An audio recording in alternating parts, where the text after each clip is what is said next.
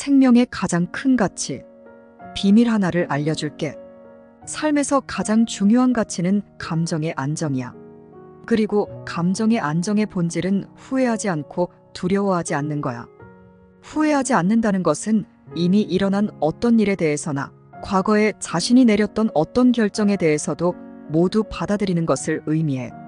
과거를 후회하지 않고 하늘을 원망하지 않는 거지. 많은 경우 감정이 우리의 인생을 주도하고 있어. 삶은 절대 사람의 의지에 따라 변하지 않아. 이 세상에서 유일하게 변하지 않는 것은 바로 변화 자체야. 두려워하지 않는다는 것은 앞으로 일어날 어떤 일에도 겁먹지 않는 거야. 모든 일이 일어날 수 있다는 것을 허락하고, 어떤 일이 오더라도 그것을 겪고, 어떤 일이 오더라도 그것을 해결하는 거야. 만약 해결할 수 없다면 그냥 내려놓아. 물길이 막히면 배는 돌아가는 법이고, 길이 없으면 길을 만들면 된다. 사회심리학자 페스팅거는 이런 이론을 제시한 바 있습니다. 인생에서 10%의 사건은 당신에게 일어난 일로 구성되지만 나머지 90%는 당신이 그 일에 어떻게 반응하느냐에 달려 있습니다. 어떤 상황에 직면하든 현명한 사람들은 감정에 휘둘리며 분노를 표출하지 않습니다. 왜냐하면 그렇게 해봐야 아무런 도움이 되지 않음을 알기 때문입니다.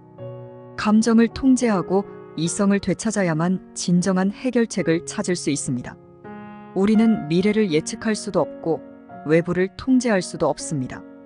두려워하고 걱정하는 것보다 변화와 미지의 세계를 받아들이는 것이 낫습니다. 감정을 제어하기 어려울 때 우리는 최소한 다음 4가지를 시도할 수 있습니다. 첫째, 최악의 결과에 대해 한번 생각해 보세요. 둘째, 감정이 격해질 때는 60초 동안 깊게 숨을 쉬세요. 셋째, 한 곳에만 머물지 말고 자주 밖으로 나가보세요. 당신의 세계가 넓어지면 자연히 고민도 줄어듭니다. 넷째, 책을 읽고 긍정적인 에너지를 가진 친구들과 어울리세요. 아름다움은 껍데기에 불과하고 세상살이는 부침에 불과하며 사랑은 결국 만나고 헤어짐에 불과합니다. 인생을 꿰뚫어 보면 그저 무상한 것일 뿐이며 명예와 부귀는 모두 외적인 것에 불과합니다. 영원히 변치 않는 것은 없습니다.